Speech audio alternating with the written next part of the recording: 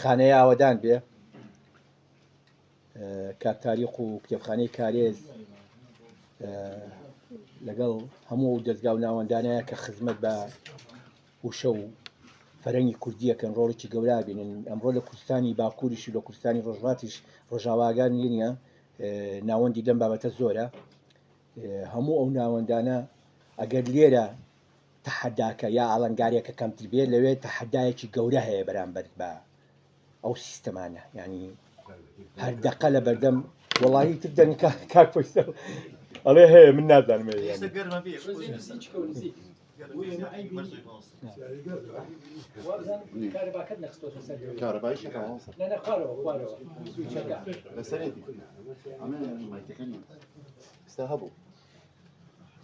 شەیەکی لێوە هات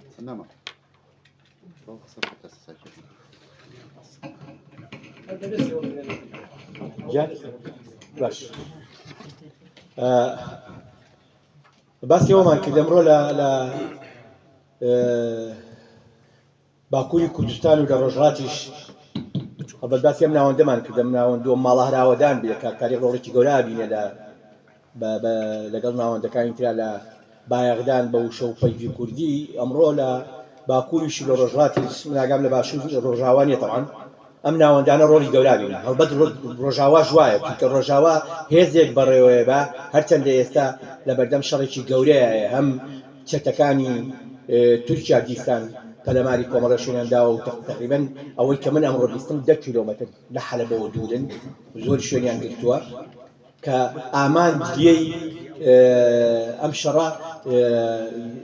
کوردانی ڕۆژاوایە، بەڵام بە شێوەیەتر دوو ئامانجیان هەیە. دوای دەرەکەوێ ئامانجەکان ئامانج یەکەم کوردانی ڕۆژاوایە، دووەم ئامانجیەی تورکیایەوە لەم ڕێگەیەوە ئەسەد بێنێتە پای گفتوگۆ. تا ئێستا ئەسەد ڕازی نییە بەوەی کە لەگەڵ ئەردۆغانەدا بنیشێ بەو شێوەی بەو هینەی کە ئەردۆغانەوێدا بنیشێ بەمە فشار دروست دەکات و کە جێشەکە بە ئاسانی خۆیدا بێتەوە لە شێلانە. لەوێش هەڵبەت هەیە، بەڵام ئەوەی کە من ئاگام لێ لە ڕۆژهەڵات و لە باکوور ئەم ناوەندانە ڕۆڵی گەورە بگرن و تەحەدای گەورەن بۆ دەسەڵات لەوێ. تەحەدای گەورەن لەبەرەوەی هەموو ڕۆژە لە بەردەم هەڕەشەیە. ماڵێکی بچکۆلانی مامۆستاییە من هەیە لە مەهاباد، نووسەرێکی زۆر گەورە و بەڕێز لەگەڵ خێزانەکەیشە. خێزانەکەی شاوکاریەکە پەرەنگیستێکی زۆر باشە، کەسێکە کاک سەلاح پانانیانیەی ئەگەر پانانیانی ئەگەر بیستوێتان یەکێکە لەو نووسەر و بیرمەندانەی کە بەڕاستی لە ڕێی ئیشەکانیەوە مەهاباتی تاڕادەیەکی زۆر ئەوە هین کردووە. کوردستانی ڕۆژهەڵاتی تاڕادەیەکی زۆر بە فارس و بە نەتۆکانی تر ناسانەوە.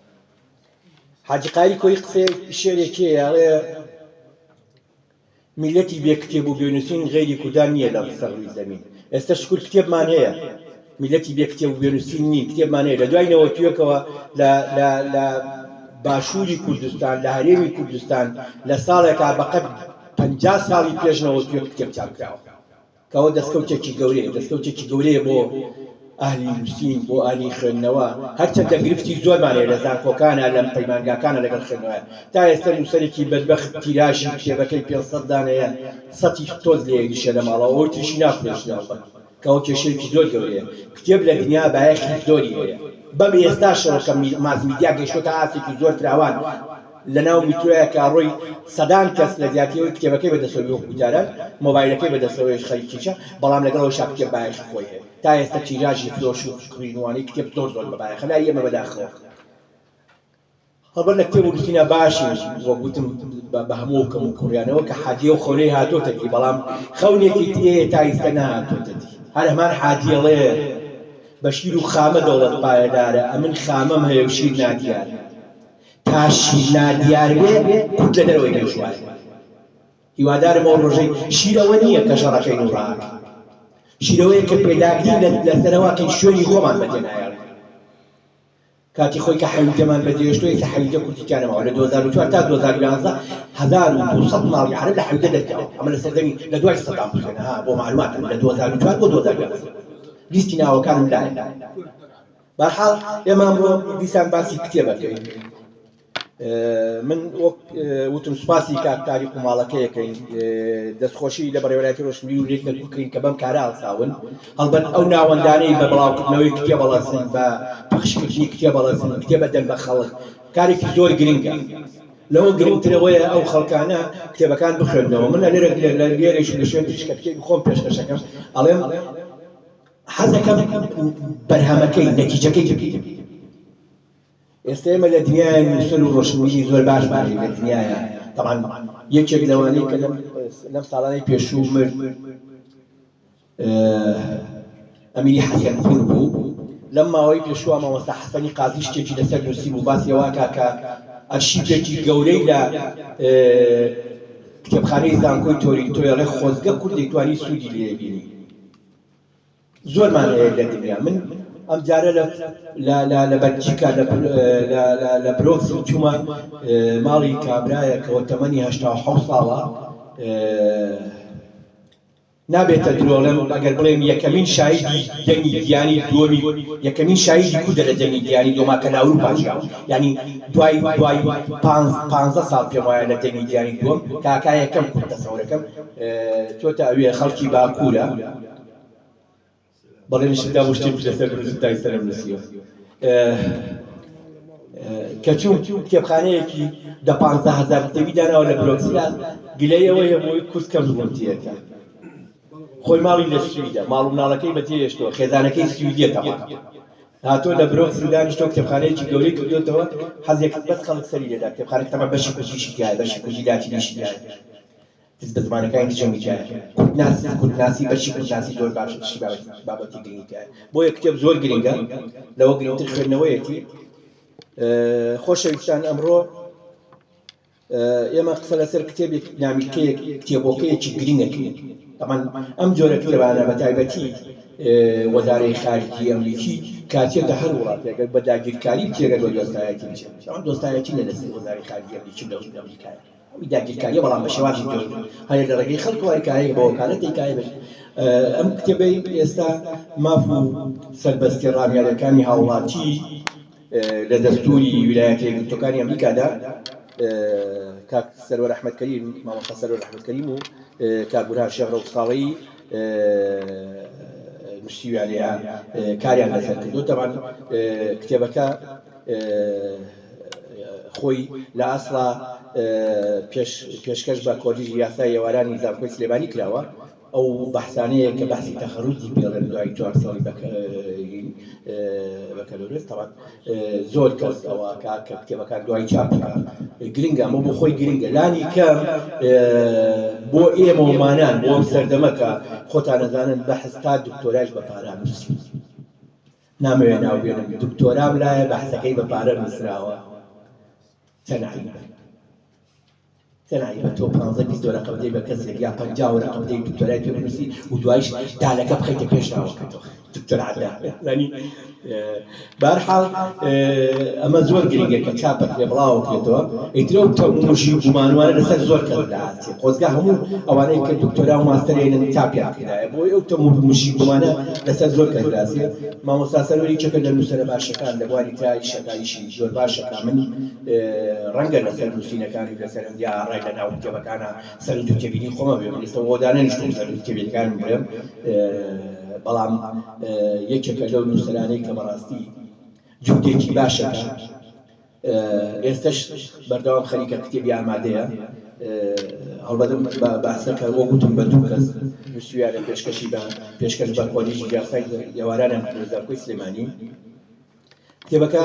لە چەمچەمان ناسانی بۆ کرا و هەندێک قسەی لەسەر کراوانە خەڵکێکی زۆرەوەی خوێندەوە ئێستاش لێرە ناساندنی بۆ کرێ و دکتۆر عەدنان کە دکتۆر عەدنان زەگەرە خۆتان نەزانن غەنی عن تعریف نامەوێ باسی کەمەوانە بەڵام یەکێکە لە مامۆستا یاساناسەکانی کوردستان و دکتۆرای لە دەستورە هەیە شارەزایەکی باشی لە دەستورە هەیە ئەو قسەی لەسەرەکە دواتریش ئەگەر ئەو بەڕێزانەی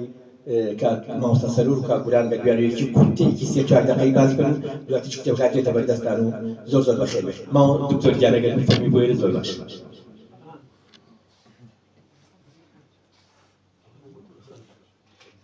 قەدیا باشە.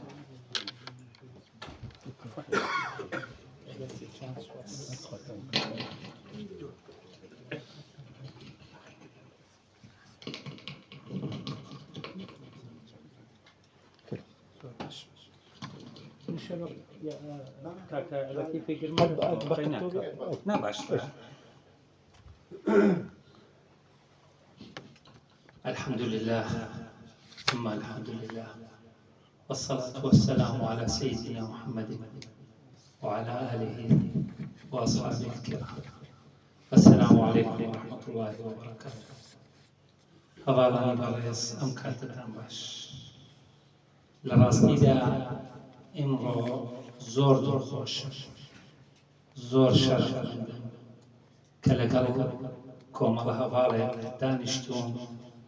یعنی بەڕاستی هیوایەکاندا بە من تا ئێمڕۆژ خوێنەری کتێب ماوە. ئەتوانم بڵێم ئێستا لە ئاستی زانکۆکانە خوێنەوارمەوە. زانکۆکان بوونەتە مؤسسەیەک کە نەها شەهادا بەخشن. خوێندن نەماوە، علم نەماوە. کاک لەتیب لەسەر کتێب و کتێبخانەوە نەخوێندەوە باسی کرد. یعنی بەڕاستی جێی ئەسەفە ئەو بارودۆخابینی لە کۆمەڵەیە. نامەوێت زیاتر لەسەر ئەو باسە قسە بکەم. من ڕۆژی سێشەم بوو کاک سەروەر تەلەفۆنێکی بۆ کردم کە ئەم کتێبەی هەیە خوێندنەوەی بۆ بکەم و بەشک و پێشکەش بە بەڕێستانی بکات. من خۆم کاک سەروەرم نەبینیوە، بەس بە بزە پێکەنینەکەی ڕەنگە بزانم ئەو بەڕێزەیە، چونکە نەمبینیوە، تەنها بە مۆبایل لەگەڵم قسەی کردووە. مەوعدەکەمان لێرە بوو. ڕاستی ئەم کتێبەی نووسیوە، ئەگەر سەیری سەردەمی ئەم کتێبە بکەین، نووساوە کە لە 2004 بووە، جیاوازی هەیە زۆر زۆر ئەگەر لە ئێمڕۆدا بنووسرایە. و مامۆستا لەتیف باسی ئەوەی کرد کە خوێندکارەکان یا تەلەبەکان یا قوتابیەکانی قۆناغی چوار لە هەر کولیەیەک یەکێ لە شەرتەکانی تەخەڕوجیان ئەوێ بەحسی تەخەڕوجیان هەبێت. مادەیەکە بەحسی تەخەڕوجە و دەرەجەشی لەسەرە، کاتێک تەخەڕوجەکان ئەوێ ئەو بەحسیان هەبێت. ئەمەش ئەم کتێبەش کە ماف و سەربەستیە ڕامیاریەکانی هاوڵاتی لە دەستوری ئەمریکادا لە ڕاستیدا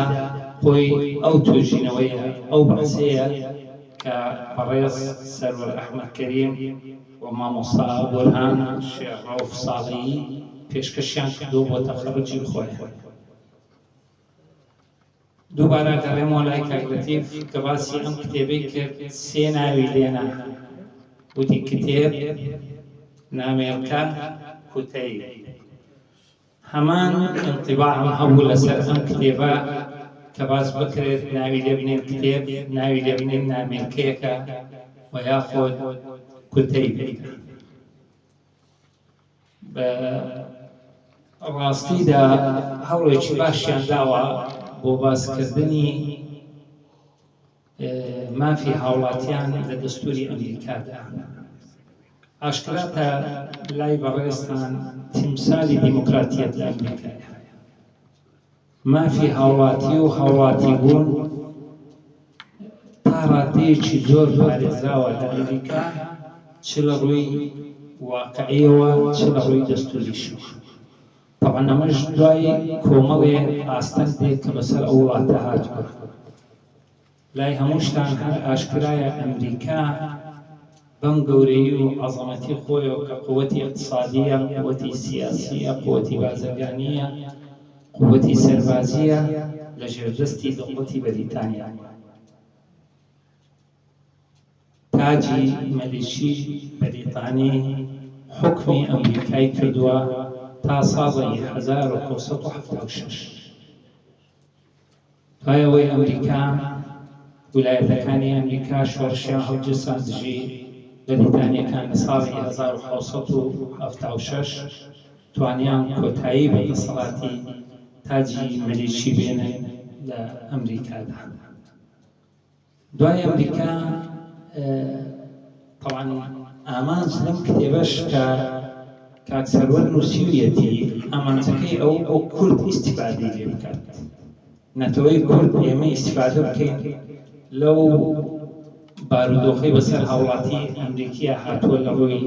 سیاسی و مافۆکان و ئازادی گشتیشتان بەڵام من ئەیبینم ڕەنگە سوودی لێ ببینین بەڵام کەلتور و ڕۆشنبیری ئەم وڵاتێک ئێمە کە کورد تایە پەروەردە بووە زۆر جیاوازە لەگەڵ ئەو کەلتور و پاشخانی کە لە ئەمریکادا هەیە ئێمە ئەگەر بینە سەر عێراقش باسی کەین وە کوردش بەشێکە لە عێراق ئێستا بەشێکین لە عێراق ڕەنگە هەموومان دانیشتووینە زۆر بەش پێی ناخۆش بێت کە من بڵێم بەشێکین لە عێراق بەڵام من زیاتر واقعبینانە سەیری مەسەلەکەکەم چ لە ڕووی یاساییەوە بێت چ لە ڕووی واقعیشەوە بێت ئێمە بمانەوێ و نەمانەوێت لە بیستوێتەوە کێنداوین بە عێراق و تا ئێستاش لەگەڵ عێراقین و من خۆم حەزم ئەکرد بەڕاستی ئاڵایەکی عێراق بێتەوە ئاڵایە وایە یعنی بەوەی دائیمەن ئێمە ئەگەر لە ڕووی یاساییەوە یا لە ڕووی دەستوریشەوە بتوانین خۆمان کوردستانی خۆمان کوردستانی ئازاد جیا بکەینەوە لە عێراق ئەو کاتە ئازاد دەبین و ئەشتوانین وەک دەوڵەتی خۆمان بەس ئاڵای خۆمان هەبێت بەڵام ئاشکرا شەرای بەڕێستان کوردستانی گەورەش دابەش بۆ بەسەر و پارچانەوە ئێستا ئەگەر بە خودی زانینی خۆمان بێ ئێمە بەڕاستیش نابێت لە خەیاڵا بشین لە خەیاڵە بۆ خۆمان دەوڵەت دروستکەین کۆمار دروستکەین شتێکی ناوی واقعیە لەسەر ئەرزە ئەبێ ئەمە بتوانین بکەین من بەڕاستی کاگوەلی لێرە بووم چاوێتەکەم لەبیر چۆن ناو سیارەکە هەنیش نووسیوە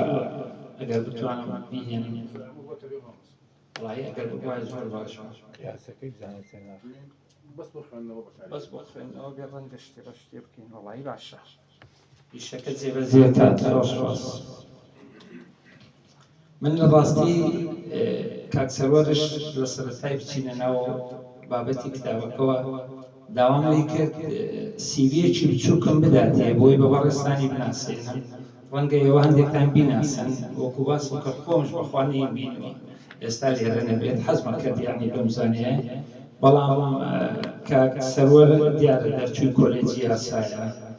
و کاری محامی ئەکات لە چەمچەماڵە و وابزانم وتت سێ کتێبشم هەیە سێ کتێبشی تالیف کردووە تا ئێستا هیوای سەرکەوتنی بۆ خوازم پێشم خۆشە سەرکەوتوو بیت ئەگەر بیت باسی ئەم کتێبە بکەین ماف و سەربەستی ڕامیارەکان سەیری گلافەکەی بکەین شعارێکی لەسەرە شعاری وڵاتە یەکگرتووەکانی ئەمریکایە ئەم شعارە لە وەزارەتی خارجی ئەمریکا هەرچەندە خۆی ئیشارەتی بەم شعار و دیزاینە نەداوە کە لەبەرچی کتێبەکەی هەیە شعاری وەزارەتی خارجی وڵاتی ئەمریکایە و لە وەزارەتی خارجیە بۆ مسابقەی هەر وەتیقەیەکی سەربازی بێ هی قۆنسڵی بێ هی وەزارەی خارجی بێ پێویستیان پێی بێ ئەگەر سێری ئەم لۆگۆیە بۆیان هەنێ دەستکاریان کردووە لە حەقیقەتە خۆی ئاڵاکە نیوەی لە خوارەوەیە نیوەی لەسەرەوەیە مامۆستا بردوویەتێ سەرەوە ئاڵاکەش ئاڵای ئەمریکا لە 11 خەت پێکهاتووە و لەگەڵ 50 ئەستێرەیە ئەم 11 خەتە جەنابتان ئەیبینن ئەو 11 ویلایەتەیە کە یەکەمین جار وڵاتە یەکگرتووەکانی ئەمریکای دروست کردووە 50 ئەستێرەکەش ئێستا ئێعتیبارە لە 50 ویلایەتەکەی ئەمریکا ئەگەر بێت و سیری وڵاتە یەکگرتووەکانی ئەمریکا بکەین سیستەمەکەی سیستەمێکی فیدرالی خاڵص نییە زۆر داوای لێبوو شەکەم هەموو شەکەم ڕەنگە بە کوردی نەتوانم بێنم ئێمە لە کەرکووک بە تایبەتی لەهجەیە خاسمان هەیە بۆ خۆمان هەندێک عەرەبی تایە هەندێک کوردیشی تایە لەبەرەوەی کارەکەشم و پیشەکەشم هەر بە عەرەبیە تایە بۆیە هەندێک وشەی کوردی ڕەنگە بەتەواوی نەتوانم بێنم زۆر داوای لێبوونتان دەکەم هەرچەندە ئەم ڕەخنەیەم لە نەتەوەکەی خۆشم هەیە لە مەجمەعی زمانی کوردی هەیە لە خانەقینەوە تا زاخۆ بەڕۆی دەلاجە هەیە. مامۆستا باسی کرد کتێب لە سوید هەیە. باشە ئەو کتێبە بە چ کوردی نووسراوە؟ بە کوردیە سۆرانیەکەی لای ئێمەیە، بە کوردیە بادیانیەکەیە، بە کوردیەکەی باکوورە، بە لاتینیەکەیە. ئەمانە هەمووی ئاستەگە لەبەر دەم خوێنەری کوردە. خوێنەری کورد نازانێت چی بکا، بزر بۆ لەمە و مەجموعی عەلمیانەی دروستش بوونە تا ئێستا نەیانتوانیەوە بۆ ئێمە یەک زمانێکی یەکگرتوو بێن. ئێمە سەیرەکەین 22 دەوڵەتی عەرەب هەیە، یەک زمانی خوێندنیان هەیە. ئێمە ئەگەر بەم حاڵە بمێنینەوە خوێنەرەکانشمان مەحەلیە بێ، یعنی هەر یەکی هی پارچەیەکی بێ، ناتوانێت لە پارچەیەکیەیە ڕۆڵی هەبێت. بۆیە ئەمانە هەمووی ئاستەنگێنە سەرەوە. پێم سەر شعارەکەی ئەمریکا ئەگەر سیرکەن لە خوارەوە ئەو بەقاچەکانی لەلایەکەوە 13 سەهمی پێیە، لەلایەکەشەوە گەڵایەکی زەیتونی بەدەستۆیە، ئەوش هەر 13 گەڵایە. هەمووی ئیشارەت بەو 13 ویلایەتاکە کە وڵاتە یەکگرتووەکانی ئەمریکای دروست کرد. کتێبی هەردوو نووسەر مامۆستا سەرور و شێخ بورهان باسێکی تاریخی کورد لە ئەمریکا کە و باسی تقریباً جوغرافیای ئەمریکاکە کە کریستۆفەس کۆڵۆمبس و ئەمریکۆسی ئیپاڵی چۆن دۆزیویانەتەوە، چۆن ناوی ئەمریکایان لێنراوە.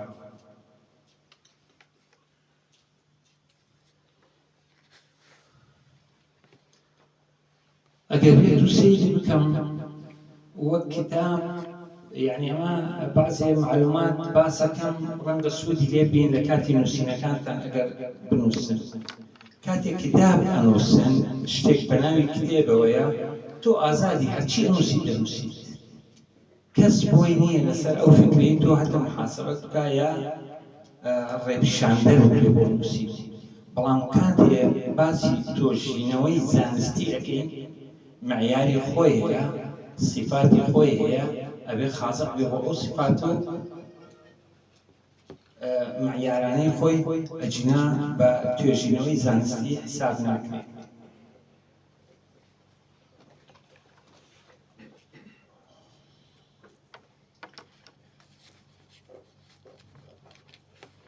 ئەگەر سەیری ئەم کتێبە بکەین،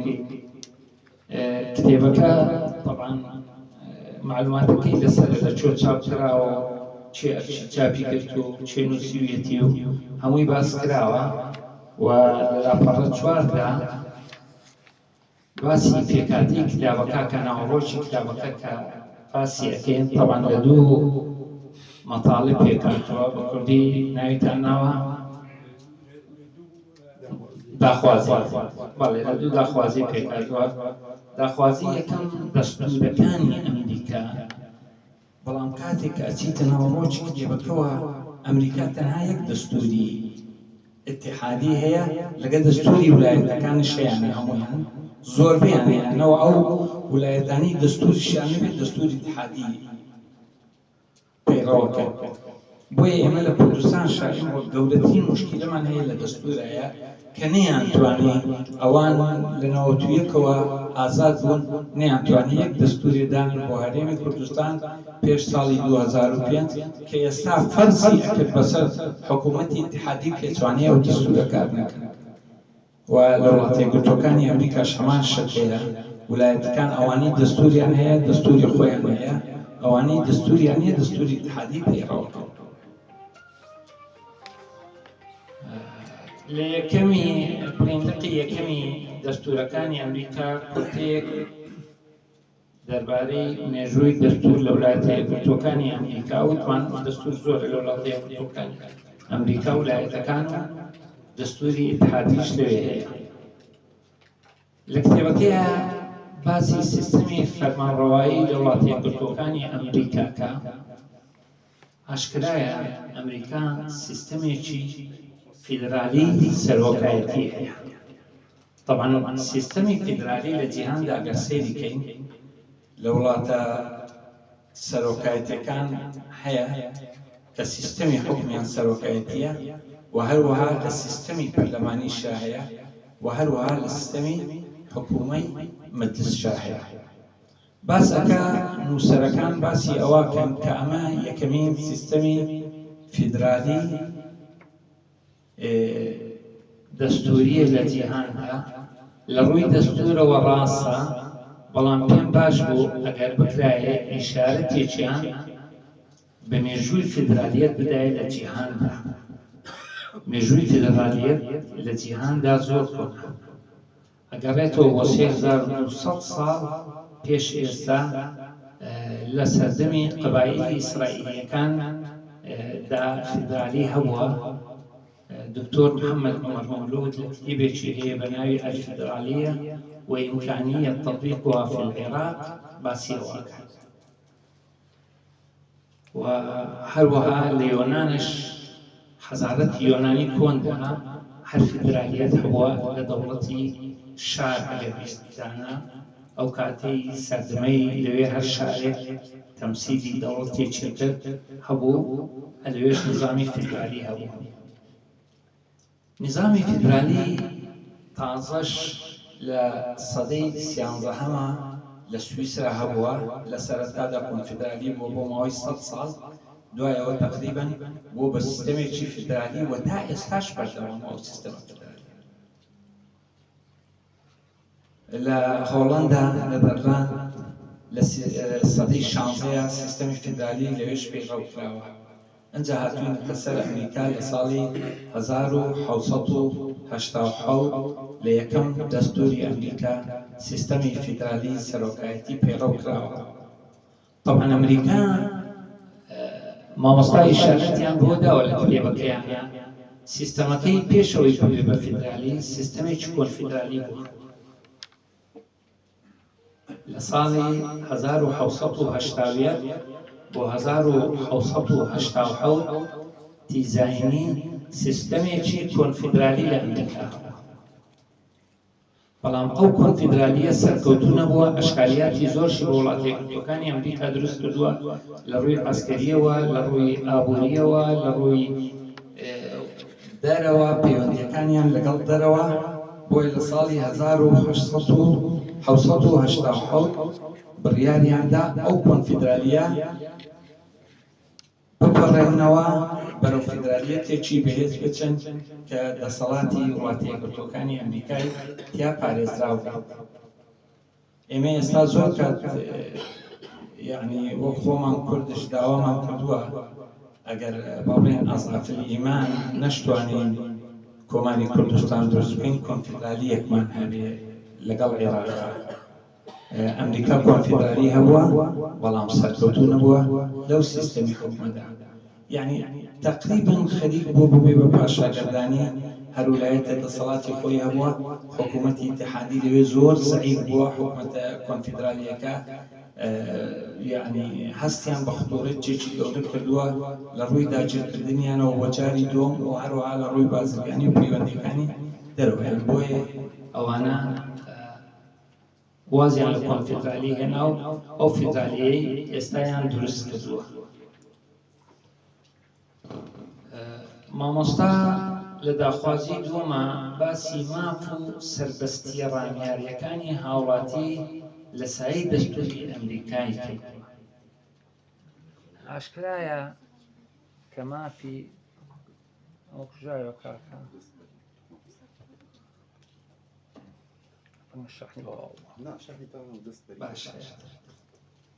ئەگەر ئێمە سەیری مافی مرۆڤ بکەین، مافی مرۆڤ ئێمە لەم وڵاتی خۆمان بەڕاستی هەمومان ئەمانەی دانیشتووینە لە پێش 2003 شارەزاییەکی زۆر باشمانە بۆ لەسەر مافی مرۆڤ و چه لە هەرێمی کوردستانش و چ لە باقی عێراقشە مافی مرۆڤ بە هەموو شێوەیەک پێشێرکرا. یعنی ئەوانەی کە لەم وڵاتە ڕوویان ئەدا پێم وایە لە سەدەکانی ناوەڕاستیشا لە ئەوروپا ڕووی نەداوە. ئاشکراشە مافی مرۆڤ بە چەند جیلێک هاتە پێشەوە. یەکەمین جیل کە مافی مرۆڤ هات کە مافی مەدەنی و سیاسی بوو. دوومین جیل کە مافی مرۆڤ هات مافی کۆمەڵایەتی و ئابووری بوو، مافی ژینگەی پاڵ و ڕۆشنبیری و ئەمانش دوا جیلی مافی مرۆڤ بۆ هەرچەندە ئێستا ڕەنگە مافی مرۆڤ بە بەردەوام لە تەتەورا بێ شتی زیاترشمان بۆ بێت. مامۆستا باسی ئەو ماف و سەربەستیان کردووە، یعنی من حەزمە کرد مامۆستا لەگەڵم وایە لێرە باشی و وسەی سەربەستیان بۆم بکردایە. مەبەستیان ئازادیە، ئازادیە گشتیەکانە، بەڵێ ماف و سەربەستی ڕامێرێ. لە بەحسەکەتان تەمەن دەستخۆشیتان دەکەم، وتم لە ساڵی 2004 شتێکی باشتان نووسیوە بۆ ئەو سەردەمە، بەڵام ئەگەر وەکو توێژینەوەی زانستی مەسەڵەن من خۆم سەرپەرشتی ئەو نووسینەم بکردایە بە جیاواز لەم ستایلەی ئێستا هەیە دەرەکەوت، لەبەرەوەی تێکڵاویەک هەیە لە بینی مافی مرۆڤ و ئازادیەکان و مافە ڕامیاریەکان. مافی سیاسی مرۆڤەکان چین؟ ئێمە لێرە لەم دانیشتنەش زۆربەی ئەوانەی دانیشتون و برادەرێ منیان ناسم و شەخسیەن، یعنی مافە سیاسیەکان چەند مافێکی دیاریکراوە، زیاتر لەو مافانە نییە کە باس مافی سیاسیەک بێ ئەبێت تۆ مافی دەنگدانتە بێ، ئەبێت تۆ مافی خۆکاندیدکردنتە بێ، ئەبێت تۆ مافی ئەوەت هەبێ لە دەسەڵاتە بەشداری بکەیت لە وەزایفی عامەیە. ئەمانە تەنها ئەوەندەیە مافە سیاسیەکانی ئێمە. ئەوەکانی کە وەکوتم لە کتێبە لەم نامیلکەیە تێکڵاویەکەیە لە بینی مافی مەدەنی و مافی سیاسی و ئازادیەکان. طبعاً ئازادیش زۆر جیاوازە لەگەڵ مافی مرۆڤ. ماف ئەوەیە تیمەیەکی معەنە ئەبێ یاسادانی پێدانابێت. ماف تعریفەکەی ئەگەر بیکەین ئەبێ یاسا دانی بەو مافەدا دانابێت، بەڵام ئازادیەکان ئیرادەی تاچی شەخسەتەیە بۆ ئەوەی ممارەسەی ئەو ئازادیان بکات. وەیا ئەگەر بە تعریفێکیکە بتوانین بیڵێین ئەساسی ماف قانونی طبیعیە. قانونی طبیعە لە سەدەکانی ناوەڕاستدا لە ئەوروپا دەرچووە باسی مافی مرۆڤ ئەکەن. یاسا ئەبێ جێگیر بێتیایە ئەو مافانە. ئێمە کاتێ ئەو مافانە دەستور و یاسای ئێستا لە واقعێکی طبیعەوە کردی بە یاسا بۆمان، ئەمڕۆ بە یاسا پێڕەوە بێت لە لای ئێمەشە. طبعاً ئازادیەکانش کە ئەڵێن ئیرادەی تاچی شەخسە هەندێک قیودی لەسەر، یعنی تۆ بۆت نییە بە ناوی ئازادیەوە پێشێری ئازادی کەسانی تر. لای ئێمە ئێستا و لە ڕۆژانەش ڕەنگە هەموومان بیبینین لەناو کۆمەڵگا بە ناوەی ئازادیەوە زۆر پێشێرکاری ئازادیەکرێت، بە ناوەی دیموکراتیشەوە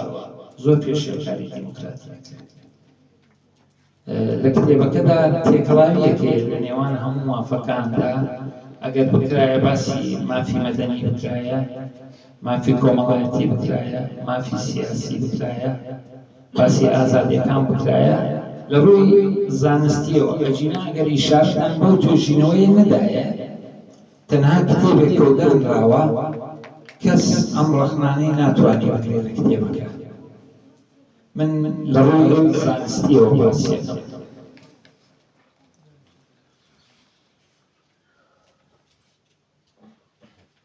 و هەروەها لە بەشێکی کتێبەکەشە نووسەران هەردوو بەڕێز باسی ئەو دەسەڵاتانەکەن کە لە ویلایەتە یەکگرتووەکانی ئەمریکادا هەیە، ئەوش دەسەڵاتی یاسادانانە کە لە دوو ئەنجومەن پێکاتووە، ئەنجومەنی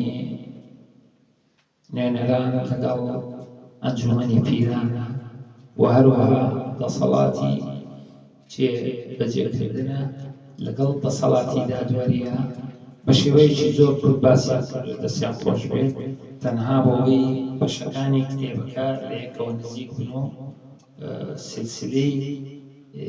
ئەفکاری خوێندنەر تۆزێ بەلای دیکەیان ئەڕوات پەیوەندیەکان پەیوەست بن پێکەوە.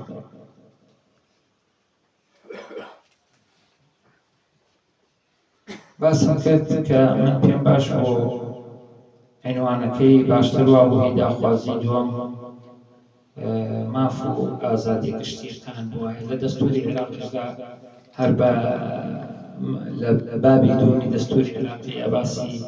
ماف و ئازادی گشتیەکان ئەکات.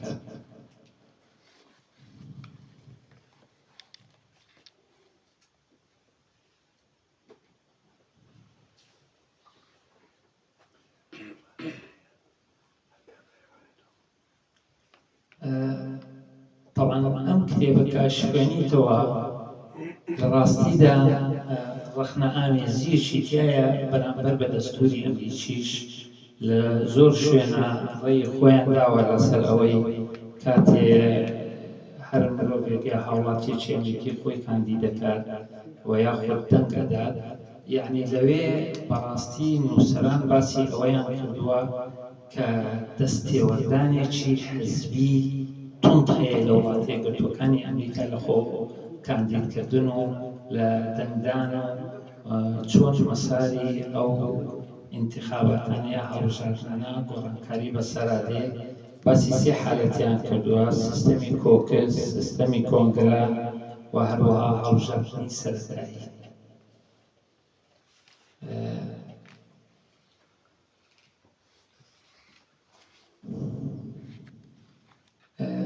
لەلایەکەوە هەر نووسەران خۆیان باسی ئازادی حزبایەتی ئەکەن کە یەکێک لە مافە سیاسیەکان ئەتوانین بڵین ئەوەیە کە ئینسان بتوانێت حزب دابنازرێنێت و هەروەها یا بێت ئەندام لە حزبێک و یا بتوانێت توانای ئەوەی هەبێت لەو حزبە بکشێتەوە بێ ئەوەی هیچ ئازارێک بدرێت یا بە شێوەیە لە شێوەکان جۆرێک لە سزادان پەیڕەو بکرێت. ئەم کتێبە خۆی لە 64 لاپەڕەیە ئەبینێت. دەرەنجامەکانی کە باسی کردووە لە 8 خاڵە زیاتر لەو دەرەنجامانەدا باسی وڵاتە یەکگرتووەکانی ویلایەتە یەکگرتووەکانی ئەمریکا ئەکات.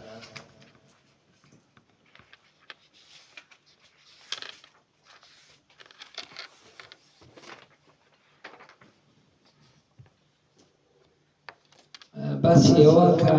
خاچی ئەمریکا هەیە هێندە سوورەکان بڵاتەوان لە لێکۆڵینەوەی زانستیدا دەرەنجام ئەبێت لەو نووسینانە دەریبری کە خۆت نووسیوتە لەسەریە، بەڵام ئەم دەرەنجامانە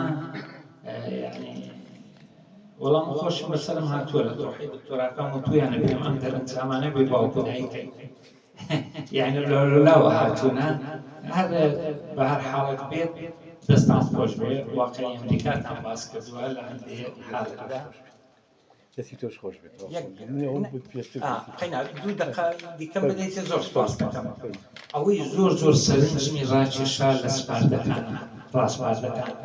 طبعا ڕاستپاردە زۆر گرینگە، ئەوش ئەبێت تۆ کە کاتی باسی گریمانە و فەرەزیات ئەەکەی لە توێژینەوە ئەبێت تۆ چەند گریمانەیە دابنی دوایی کامە گریمانە باشە ئەوانە هەڵبێنێ. ئەم گریمانەی ئەم دوو برادەرە بەڕێزن و سیویانە یەکسەر بە سیویانەتەوە بە مەسەلەی کورد ئەڵێ داوا لە سەرکردایەتی ئەمریکاکەین، یعنی شێوەیەکی هێزشی تایە، یعنی بەقووەتەوە لێیان داواکەین پشگیری کورد بکەن.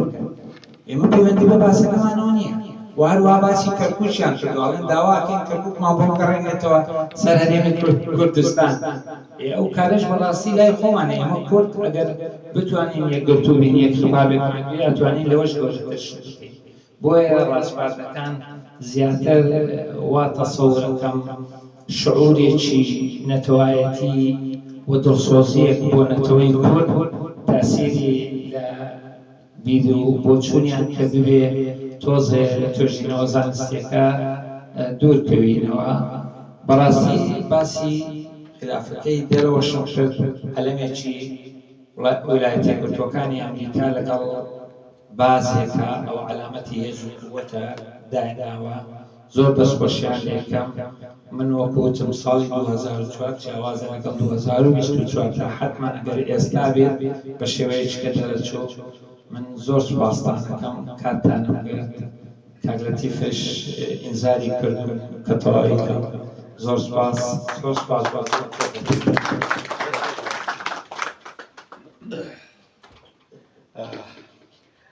زۆر سپاس بۆ دکتۆر خوێنەوەیکی جوان بوو خوێنەوەیکی ڕێکخراوانەیە کە ئەو بۆ خۆی بە حەقی ئەوەی کە کتێبێک ڕاستەنێنەیە کوتەیبەیەک یان ئەمریکایەک ڕاستەنێنێ ئەو قسانە بکاتەوە گرنگیشە ناوەڕۆکی کتێبەکە بە ئەوانەی کە دانیشتن پێشەوەی کتێبەکەوان پێمان ناسێنێ بەکارێکی زۆر باشە من سوپاس یەکەم ئەگەر کاک شێخوران و کاک مامۆستا سەروەر خۆیان پێویست بکارێکی یەک دوو دەقەیەک بەڵام لە دوو دەقە تێ نەپەڕێت تکایە چونکە ئەگەر لە هەر تەنە بۆ خوێنەوەی کتێب من زۆر داڕێم خۆزگا خەڵک بەشداری نەکات دوای کتێبەکە ئەگەر شتێکی بوویکە بەڵام ئەگەر نەوەک یەکدوانێکی سەری دوو تێبنیانە بێ لەسەر ئەوەی مامۆستا و لەسەر ئەوەی دکتۆر وتیان کتێبەکە ئەگەر شێمە برێدەین بە دوو کەس یا سێ کەس باوا بێ یەک دەقە قسە بکەن و جوابەکەی بۆ کاک سەرور و بۆ شێخوران بەکارهێنین ئێستا ئەگەر کاک شێخ ئەتوانن لە شوێنەکانی خۆیانەوە قسە بکەن لەمان بێنە ئێرە هەر بێت کاک شێخ یا کاک سەرۆری هەردوو کاروێر نێرێکی بۆی قسەیەک بە کوردی لەسەر من توانین نتوان بڕۆی لێ ئەوە توان بێنە ئێرە ئەتوان وانیش تو بدەنەوە فەرمو کاک سەرۆر کاکە با تعارف پێ بکەین چۆنی بەس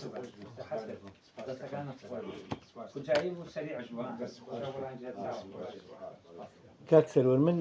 ئەتوانم بەجێتان دێڵم بۆی کاگەر پرسیارێکیش بۆ خۆتان جواب دەنەوە ڕاستەوخۆ دەستان خۆش بێ و زۆر سوپاس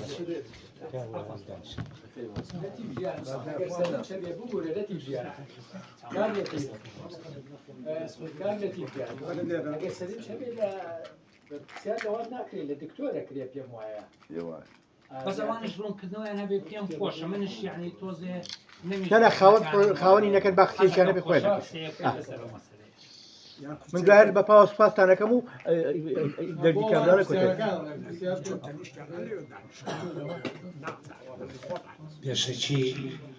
بە خێراتتان دەکەین و زۆر سپاسی بەڕێوەرێتی ڕۆشنبیری کەرکووک و کتێبخانەی کارێز دەکەین کە ئەم مەراسیمیان بۆ ڕێخستین و سپاسی دکتۆر عەدنان دەکەین کە زۆر بە وردی و بە بایەخەوە خوێندنەوەیکی وردی بۆ توێژینەوەکەمان کرد و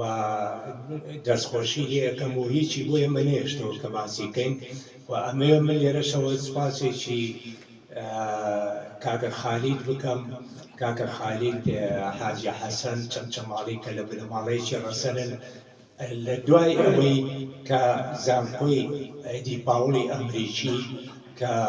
خولێکیان بۆ پارازران کردەوە و چاپی یەکەمی ئەم توێژینەوەیان کرد کاکە خالید دەسا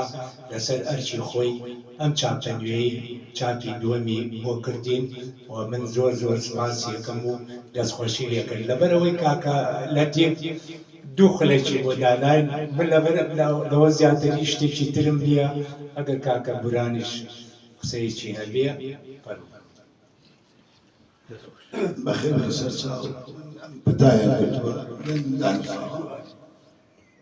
دەنگاتەکەشم مشکلەیەکە کوسیارشە تاقی کوسیارم بووین ڕێگە نەبوونی بەرحاڵ مامۆستا شتەکانی باس کرد بیرکردنەوەی ئێمە لە 2004 و 2024 زۆر فەرقیەیە من ێسش پەشیمان نیم کە لە ئەمریکا داوا بکەین کە گول بکا بگەڕێ چونکە حەزری بە یکا ئەو نایە بەڕاستی من لە ئەمریکەتم پرسی کە چۆن ڕزگارێ هاتبووە لامان لە دروستوانە وتی ئێمە بەڕاستی پێ بڵێن مشکلی کەتە ناو فەردەیەکەوە ئەگە وازی لێبێری کونێکە و دەرەچێت بەڵام ئەگە معدە ڕای شەقێنی ئەو مشکلات پێیان دەچێت ئێمە ئیستیقرارمان ناوێت بەسەراحەت وایە و نەمانیش بوو ئەمریکا تا ئێستا کەسی ڕزگار کردبێ لە مێژووە ئێکە لە مێژوار ڕزگاری نەکردێمەوەی سوبانە عاتفیان بگرین هاتوونە بۆ نەوتەکەەوە وای دەوڵەتێکمان بۆ دروستکەنەوە ئیسرائیل ئیسەش باوەڕم بەوەیە حتا ئەمریکا ئۆکەی نەدا هیچ شتێک بە کورد دروست نابێت پەشیمانیم لەو داواکاریە بۆ مەسەلەی کەرکووکیش قەت پەشیمان نیم ڕاستە یەک یەکگرتووی نەبووینە بەڵام هەر ئەوان نایەن یەکگرتوو بین تووشی عاید خۆیەتی لە ناتۆیە اینجا بەهەرحاڵ ئێمە عەقلی بیسابە لە ئێستەمانەوە گەێستا نییە نەگەیی بوو ئەو کاتە عەقلمان خواخوامان بوو ئەمە لە کۆر خۆیان بکەینەوە و مامۆستا پێمان بڵێ دەستان خۆش بێت بەهەرحاڵ ئێمە پەشیمانی ئەوزای ئینسان بەبێ هەڵە نابێتە هیچ سوارتان نەگرێ نابێتە سوار و من خۆشم ممارەسەی قانون نەکردووە هەر خەریکی شعر بوومە کە هەندێک اختیار پێم وەڵێن ئەمە لاوانەوەیە بەس بەهەرحاڵ لەگەڵ حیزبا تێکەڕبووینە زەڕەی لە مێشکمان هیچ داوە حیزب یعنی وای لێ هاتوو بە عینەکی سەوت تەماشای دنیامان کردووە ئەوەش دەبێت داوای لە بردنە خەڵکەین ئەو هەموو عینەکان تەوزیع کردووە عینەکە سپی لە چاومان وایە هەموو کورد خۆمان ڕزگارمانە وەک دەزایر ئێستا ئەگەر ئێوە هەر پرسیارێکتان هەیە من بە خۆم ناڵم قانونی تا ئێستا چونکە ممارەسەم نەکردووە مامۆستا عەدنانیش ئەگەر بێت و بیسابە لە ئێستا ممارەسە دکتۆرات نەبووایە ناتوانێ بی ئەم تەحلیلەمان بۆ بکەیت بەڵام ئێمەش ئەگەر بخوا بکات دکتۆرا بێنین لەگەڵ تو شەڕە دەندیشەکەی مەمنون سپاس دەکەم کاکە خۆتان ئەگەر کەسێک سەرنجێکی بێ فەرموو کاگوەکر طبعا من زۆر دەستخۆشی لە هەردووتانەکەم دەستا خۆش بێ و زۆر سپاسی کاک دکتۆرشەکەم زۆر بە وردی و زانستی کتێبەکەی شی کردەوە بەس سەبارەت بۆ کتێبە کتێبەیان کورتەیبە یان کتێبۆکەیە یان نامیلکەیە ئەچێتە بابی کتێبەوە لەبەرەوەی کتێبۆکە لەعنی لە 49 سەفحە زیاتر نییە ئەم 74 لاپەڕێ ئەو بوو کاک دکتۆر 64 لاپەڕێ مانە کتێبە ئەمە بێ ساڵ بێتەوە ئەمە کتێبە دەربارەی دەستور لە ئەمریکا لە ویلایەتەکانی ئەمریکا کاگلتۆر دوای دەستخۆشیێکی زۆر لێ کە زۆر شارەزایانە قسەی کرد وتی لە هەنێ ویلایەت دەستوریان نییە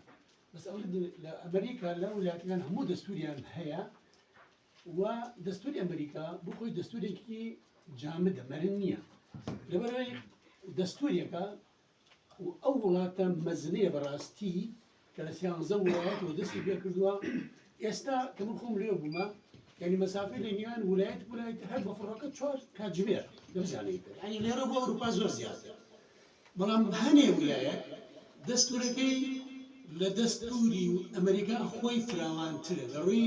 وشەوە ینی هەڵی ویلایەتی ئەمریکا ویلایەتی بن ئەباما کە 40 جار لە ڕووی وشەکانی زیاترە لە دەستوری ئەمریکا دەستورە دایکەکەیە دەستخۆش هەروژین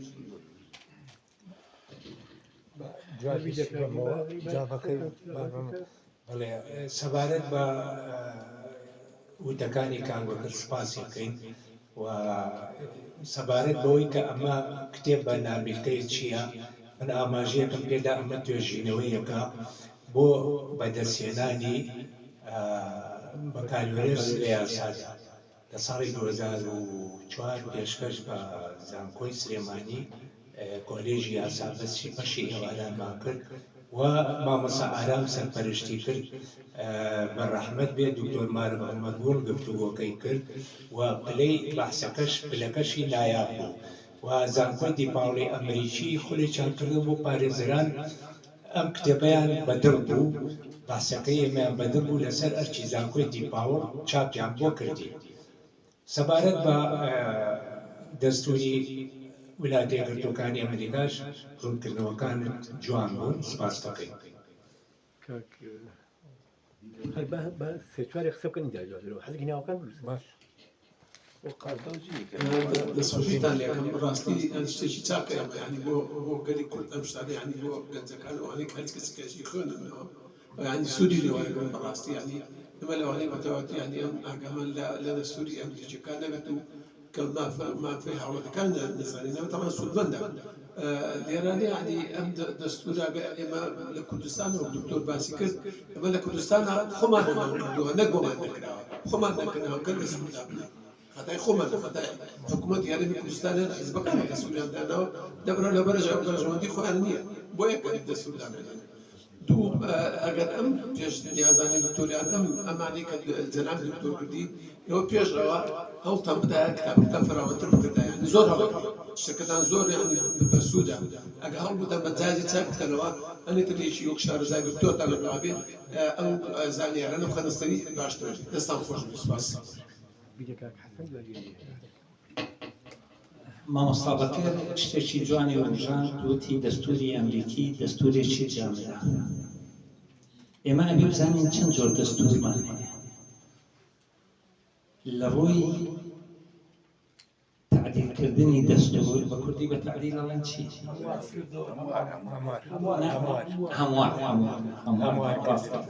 لە ڕووی هەموارکردنەوەی دەستورە دەستوری جامدمان هەیە و دەستوری مەرنمان هەیە. جامدەکە چییە لەگەڵ مەرنەکە فەرقی چییە؟ مەرنەکە وەکو قانونێکی عادی کە لە پەرلەمان دەرەچێ ئەتوانی تۆ ئەو دەستورە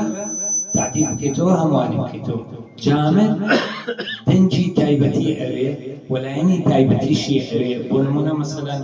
لە ئەمریکا ئالیەتەکەی مەجلیسی نواب و مەجلیسی پیران ئەبێ بە 2/3 و هەروەها 2/3 پەرلەمانی ویلایەتەکانیش دەنجی لەسەر بدەن ئەو جارتوانین بکەن. و هەروەها لە ڕووی نووسینەوە دوو جۆر دەستورمان هەیە، دەستوری نووسراومان هەیە و دەستوری عورفیمان هەیە. بۆ نمونە بەریتانیا ئێستا هەر دەستوری نیە، دەستورەکەی عورفیە، بەڵام لە وڵاتەکانی کەش دەستور نووسراوە. زۆر سوپاسەوە تەنها بۆ ڕوونکردنەوەی جۆرەکانی. مامۆستای زۆر بەخێر بێن، دەستخۆشتان بێنم زۆر دەستخۆشێنای مامۆستاکەم بەڕاستی کۆمەڵی زانیاری دیکەی قسە سەر ئەو هەنامیکەیە، ینی جێگەی گەرگیدان و پێزانینە حقەت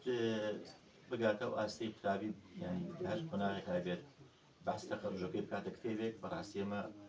یعنی جێگەی زۆر دەستخۆشیە، چونکە ئێمە لە کۆلێجا من تەقریب 12 ساڵ لە کۆلێج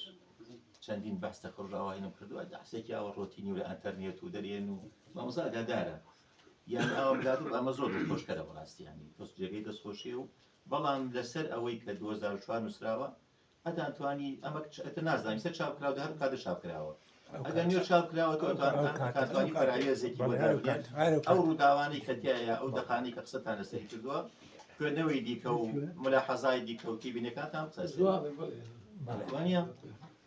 مامۆستاگیان وەڵاهی ئێمە هەر گلەی لە ئەمریکاکەین. ئێمە دۆستەکانمان ئەمڕۆ خۆتان نەزانن هاوپەیمانان لە ئەمریکا و بەرتانیا فەڕەنسا ئێستا گە نەبوونە ناوچەکە و ئەگەر پاڵپشتی کوردیان نەکردایە هەر لە قەراری 680 و لەیەکی 591 ناوچەی ئارامیان دروست کردو ئێستێشیان لە ڕۆژ ئاوا دروستی بکەن و ئەو پاڵپشتیانەی کە ساڵێک ئەم ساڵ بێتەوە لە مانگیدا ئەلەزە گەورەترین قونسڵیە لە عێراق لە کوردستان بکرێتەوە هەر مانگیدا لە حەسەکە گەورەترین سەربازگە و فڕۆکەخانە لە ڕۆژ ئاوا بکرێتەوە. کۆمەڵی پاڵپشتی دامی باڵهێزی پێشمەرگە ئێستا یعنی ئێمە گلەی لەوەکەین دۆستەکانمان دەوڵەتی کوردیەوە بەتانە. ئەمڕۆ دۆستەکانمان ئەڵێ ئەمڕۆ تۆ ئەو پەڕی تا فیدرالی و تا کۆنفدرالی ئەدوات ئەکەم ڕێی ژمور وەزیر دادت پێدەم وەزیر خارجیت پێدەم ناو پەرلەمانە ڕۆڵتە بێ ئەوانتە بێ ئەگەم 20 ساڵ پێشتە 30 ساڵ پێشتە باسی هەرێم و قلیمان بکردا لە ئەمریکانە بەرکان هەر لەوانەیە و پێویستە بڵێ قبوڵیان نەکردایە. بەڵام ئێستا عقڵێتی خەڵکە عقڵێتی باڵا دەستەکان زر هێزەکانی دنیا ڕۆژ تا ڕێژ بەرامبەر قەزەی کوردیە گۆڕێ و ئەزان ئێستا ینی ئیتفاقی سایتیزمی کۆ نەماوە لە 2016 1916 بوو، لوزانی لە 2023 نەماوە 1920 بوو. ئێستا جەنگی جیهانی سێمە ناوچەکە بەرەو گۆرانکاریکە ڕاکە لە ئەخیر وەکو ڕاستپاردە وەکو تەوسیات و قەرار داوەتان کردووە ئەوان پاڵپشتی بکەن ئەوان پاڵپشتیەکەن. بەڵام خۆی ئەمریکایش مامۆستایانی ئەمریکا جنای مامۆستا فەرمووی مەسەن سەر ترۆکەی ئازادی تایە و ئەوانی تایە جاری لەگەڵ مامۆستا بەکرا ئەم بەوزە ئەباس کریا ئەمریکا ئەو وڵاتە نییە کەوا گشتی دیموکراسی بێ بەڕاستی ئەم مێژووی ئەمریکا چۆن دروست بووە لەسەر هەزارەها با بڵێن کوشتنی خەڵکی خوێنی خەڵکی دروست بووە. ئەنجا ئەمریکا ئێستا واقعە سیاسیەکەی نێوان دیموکراسیەکان و کۆماریەکانە یعنی ئەگەر ئەو فیشەکە بەر نەخشتۆری ترامپ بکەوتایە ئێستا لە ئەمریکا چیرجەیەکی میلیشیاکان بوو هەر میلیشیاکانی ترامپ بوون چۆن ناو کۆنگرسی ئەمریکا و داگیریان کرد خۆتان زان چی ڕوویدا و ئەوانەی شەیکەن لە ئەفغانستان و شوێنەکان دیکە ئێمە ئەبێ مافی مرۆڤ مافی گەلان هەنیشتی شێ باسی بکەین و نەزانین کۆمەڵی خەڵک مەلایکەیە لەوێ حکومەکات هەموو شتێکیان تایە ناوەڵاوان بەژەوندی خۆیانیان هەیە و هەترا بۆ ڕەشەیە کرد وتی لە ڕۆژ ئاوای کوردستانە کشێمە لە سووریا ئێوانە بوو لەبەرەو بابەتانە حەقەت ینی کۆمەڵێک ئەوان وەجێگەی داخیشە مامۆستایان زیاتر بێژەی پێنەدەم ئیمڕۆ لە جیهانە هەرچی تونڕە و تون ئاژوو لەناو ئیسلامیەکان تون ئاژۆکان پێشەکەون لە ئەوروپا ڕاستڕەوە تووڕەوەکان لە انتخابات دەنگێنن لەلایەک تۆ چەپڕەوە تووڕەوەکان دەنگێنن یان دنیاکە هەر هەمووی بەرەو توندوتیژی و جەنگێکی گەور و فراوانەچێ هەمووی توندە بەرامبەر بەیە یان ئێوە جان خۆیسە لە لوبنان حزبوڵڵا چۆن پاڵپشتی لە ئەسەد دەکرد ئێدەوتانێ ئێستا حزبوڵڵا زەعیبەوەتانێت جەماعەت داعش و عەرەبی سونات و چەند ناوچەی داگیر کردووە ململانی زۆر قورسان ناوچەکەیە پرژمارەیەکە ئامەژدان پێداوە بەڵام ئەمەی 2004 نووساوە من یە خاڵی کۆتا ئێمە دڵم زۆر خۆشە بەحسی تەقەڕوج بکرێت کتێبێ دەستا خۆش ئەوەی نایە من پێشەکی دەستخۆشیتان لێکەم هەڵبەتە کارێکی باشتان کردووە هەڵبەتە نوێکاریەکشتان کردووە هەمووشمان دەزانین ئەمڕۆکە لە زانکۆکانی عێراق و هەرێمی کوردستان بەدەگمەن توێژینەوەکانی بەکەلۆرێس و ماستەر و دکتۆرا ئەکرێن بە کتێب یا ئەخرێنە بەر دیدی خوێنەران لەبەر ئەوەی وەکو پێویست نیت بۆیە ئەمەی ئێوە یەکێکە مەسەن لە شانازیەکان ئەتوانین ئێمە شانازی لێ بکەین بەڵام ئەوەی کە مەبەستمە مەبەست نەک لەمە کتێبەکەتان کتێبێکی زۆر باشە دەستان خۆش بێ من لە کاتی نووسینەوەی دەستوری هەرێمی کوردستان پەیوەندیم کرد بە یەکێ لە ئەندامانی ئەو لیژنەوە وتم دەکرێت کورد سوود ببینێ لە نووسینەوەی دەستوری ئەمریکا ئێمە لە نووسینەوەی دەستوری ئەمریکا هەرێمی کوردستان نزیک لە ئەمریکا ئەگەر بێت و من هەرچەندێک کتێبەکەم نەخوێندوێتەوە لە برەوەی سەرەتایە بەڵام لە ئەمریکا کە چێشمەکانی ئەوان کە دەستوریان نووسیوە لیژنەی ئامادەکاریەکان 55 کەس بووە بەڵام ئەوان بەرزترین دەسەڵات هاتووەتە ناو نووسینەوەی دەستور لای ئێمە کێشەکە لەوەیە دەسەڵاتی یەکەم خۆی بە فەرعەون دەزانێ بۆ هەموو شتێ لیژنەی بۆ دروستەکەن بۆیە ئێمە نەماتوانیوە هەموو من ڕخنە ئامێزەکەم بنەک لە مەوزوعی کتێبەکە ڕخنە ئامێزەکەم ئەوەیە ئێمە وەکو هەرێمی کوردستان سیاسیەکانمان نەسول لە زانستی یاسا هیچ شێوە یاسایەک وەرەگرن نەسول لە هیچ زانستی وەرەگرن هیچدا هەمووی ئەمانات گشتی دەچێت دە کتێبخانەکان و هەموو تۆز لێ نیشێت و یەک کەس لەم هەرێمی کوردستانە سوودی لێ نابینێ یەک کەس هەموو ئەمە کێشەکەی ئەمەیە و لە کۆداییشتا دەستخۆشیتان لێکەم و کارێکی زۆر باشتان کردو و مێدی سەرکەوتنی زیاتریتان بخوازم دەستا خۆش بێ سپاس بۆ تێبینەکانی ئەم دوو هاوڕێمان من بە کورتێکەمەوە سەبارەت بە چاپکردنی توێژینەوە من و کابوران هەر لە سەرەتاوە حەزمان لێ بوو دیارە چاپکردنیش پەیوەندی بە حەزەوەیە بەداخەوە ئەوە لە ناو میلەتەکەی ئێمە زۆر کەمە من لە سندیکای پارێزەرانی کوردستان کاتێک کە بووم بە ڕێوشکاری یاسایی توێژینەوەیەکم پێشکەش کرد بە ناوی پارێزەر و پیشەکەی و هەر لە تاران چاپم کرد کتێبێکی نایاب دەرچوو ئەمەوێ بڵێم ئەمە پەیوەندی بە حەز و ئارەزووە هیوادارم ئەم حەز و ئارەزووە هیوادارم خوێندکارانی کورد لە توێژینەوەکان خۆیان نەدزنەوە و هەمووی چاپ بکەن بۆ ئەوەی بچێتە ناو کتێبخانەی کوردیەوە من ئیزافێکی کەم هەیە نازانم درەنگ هاتنە کرد قەدەر وای کە درەنگ بێم ئەوە وتراوەیانە لە ئەمریکا دوو حزب هەیە کاتی خۆشی واشنگتن پیاوێکی خۆدان دەزانن مێژوویە بۆ ئەمریکا یەکەم کەس کە 3000 ژێراوە دوو کەسی لە تەک خۆی دانا خۆی دیار بووە خوێنەوارەکەی زۆر باش نبووە بەس پیاوی ئازا بووە هاملتۆنی جەفەرسۆن ئەمیان دیموکراتی بووە ئەویان جمهوری بووە ئێمە ڕەخنێکمان لە ئەمریکا گرتووە خۆ عیبنی تووری ئەگەر ڕاست بێ حەقا دەستمان خۆش بێ خراپیش بێ خۆشی احتیادیە ڕەخنە یان ڕاستە یان ناڕاستە لەوێ بواری نەداوە بە غەیری جمهوری دیموکراتی یەک حزبێکی دروست بێ بە تایبەتی چەپ خۆ من خۆم چەپیش نیم نهائیە بەڵام هەژار نەخۆشەوێ توتیارم خۆشەوێ بەڵام ئەو چەپە نیم لێرەوە زۆر نابۆ ستالین بە هەر حاڵ ئەمە یەکێک لە بوارەکانە کە مەمنوعە لەوێ چەپ حیزبێ بێ دوو ئەم پیاوە هەڵە ساون من بەڕای من ئەمریکا وەکو دوودی یەک دراون خەت لە شێر خەت خەڵک چێکەن ئەمە لێ پیاز ئەوە لێ سیر ئەگەر زیاتر خەڵکەکە حەزی لە پیاز بوو ئەو حیزبە سەرەکەوێت هەرتویان دوو یەک دراون هیچ فەرقێکیان نییە بەڵام خەڵکەکە بینەکەن ئەلە تۆ بڵێ لە ئێرانە دەم ئەمە لە ئێران نادەم بزان خەڵک کامەی زیاترە ترامبەتی دەرچوەندانە وتی من ئەگەر بێت بێمە سڵتا لەگەرانە ڕێک عکسی بایدن دا بە ئەشعار قەزەکە وایە زۆرێک خایەنێ داوای لەبر نەکەین ئەگەر هەندێک شتمان بێت بێ و کاتە دووبارە سپاس بۆ بەڕێوەبەری ڕۆژن میلیۆنەری کەرکووک سپاس بۆ کتێبخانەی کارێز دەستخۆشی لێواکەم زۆر بەخێر بن دکتۆر عەدنان تۆش دەست خۆش بێ ئەو بەڕێدانش کە بەشداریان کرد هەڵبەت دەستان خۆش بێ سپاس بۆ کاک سەروەر و کاک شێبورانیش شێبوران ڕاستە شاعیرە بەڵام ئەوەتە لە یاسا شەقساکە و هینەکەی لە ئەوەیە دەرچوونی شاری بەکارۆستەکەی لەوەیە